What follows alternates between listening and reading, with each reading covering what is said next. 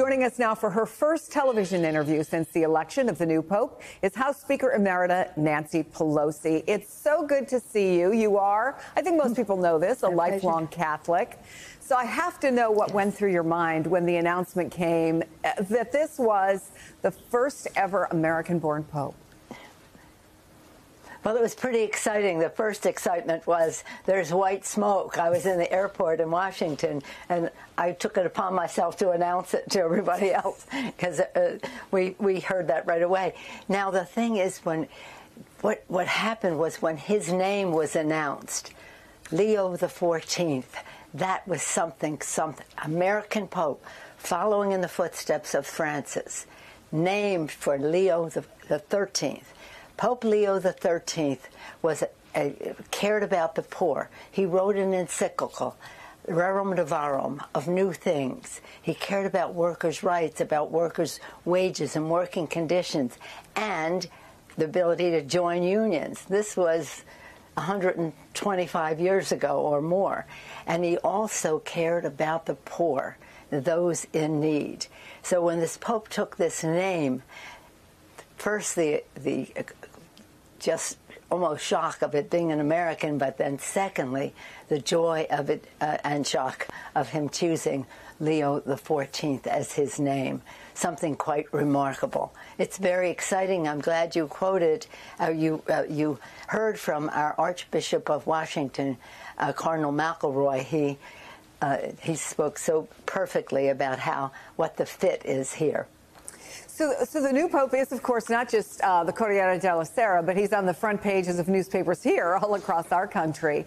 And I wonder, Madam Speaker, at a time when we are so politically divided, what does it mean to have just a few moments when we were all like collectively holding our breaths and then watching something together in joy and hopefulness? It was quite remarkable. And what was interesting is the timing. They had the first day, which is the formality. They have one vote that day. And then the next day, they take the series of votes, and it showed the unity of the conclave, that they would choose someone so decisively, so early. And that was what was so important, too, that when Pope Leo XIV came forth, he came forth with the full support of the conclave right from the start, in the spirit of Francis, in his own right, as named by Leo XIV. And I know we call him an American Pope, but he's global. He has been the cardinal in Peru. He has worked in the Vatican for a long time, and of course, he is an American, so we're very proud of him. We're hearing from everybody who knew him. Even Marty Russo called me and said he was 19 years old when I first ran for Congress. He must have voted for me because he lived in my district. So that's the kind of stories we're hearing now. Everybody is connecting with Pope Leo XIV. We do know, because of course, immediately people went and checked his voting record, and he has voted a lot in Illinois, actually. I also want to ask you about some of the things that he'll be facing and decisions about things that he'll say and things that he'll do on behalf of the church. His first words when he stepped out onto the loggia were, "Peace be with you all." And we know that the wars in Ukraine and Gaza were key issues for Pope Francis. In 2023, Pope Leo accused Russia of crimes against humanity for the suffering in Ukraine. So as we wait to see Pope Leo's approach now, what do you say to critics who say a pope is a religious figure who should not be wading into issues of war and peace? Well, a pope should always be talking about peace. That is a value, and a vision of a pope should be of a world at peace, guided by those values. Especially when we're talking about killing children and families and crimes against humanity by a country. I think any pope would want to be judged as to whether he spoke out clearly about peace in a way that is constructive. It is constructive. But, you know, just from one day, not even 24 hours, of seeing this pope, it appears that he is going to have his own path. as was said earlier, he has his own path, and he has so much excitement and support with him from the conclave, from the people in the square, in the world, in America, that we welcome however he wants to go forward. But in the past, he has been, as has been mentioned, quite definite about what he believes. And he believes in helping people. Peace well, to that point, Madam Speaker, his social media was busy prior to becoming Pope and is getting attention.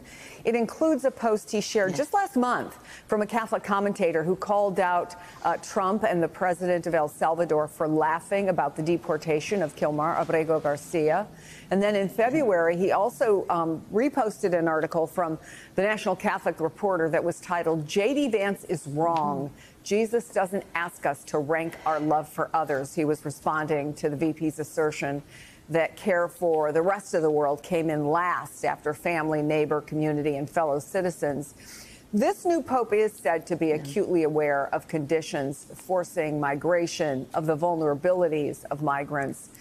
Do you think that at this moment, when so many people are looking to him, he could be impactful as a moral and ethical voice on that issue that we're dealing with when so many people are being mass deported or fear it?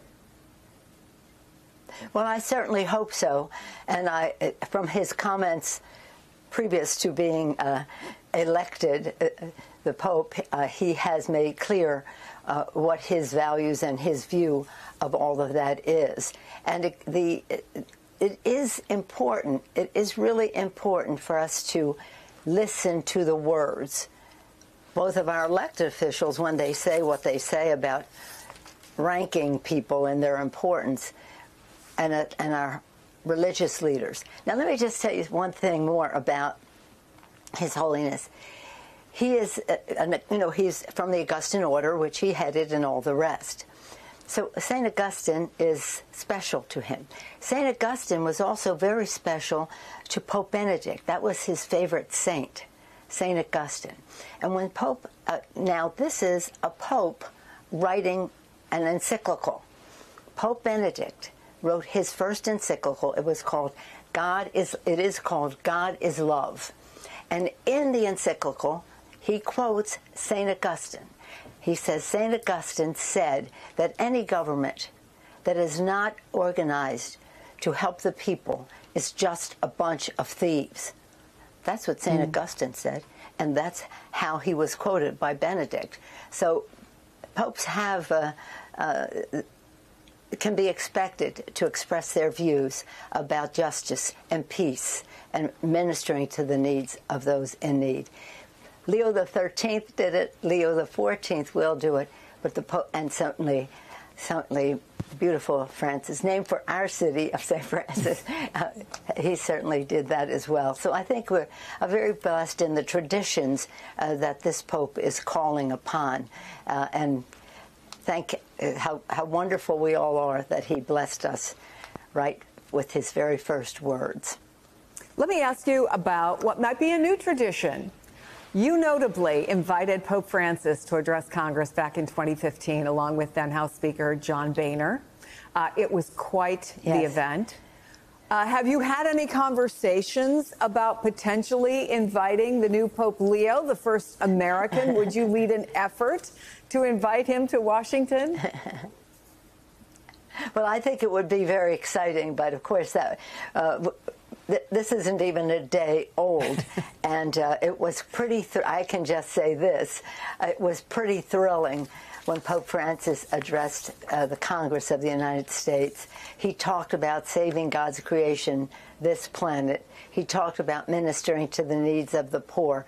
Now, I don't know if people think that's political, but it certainly was uplifting and thrilling. And while I was not speaker, I was part of the 4 people who invited him, and therefore, because I was leader, and the 4 of us had the opportunity to listen to him privately talk about some things which he would later address to the full Congress.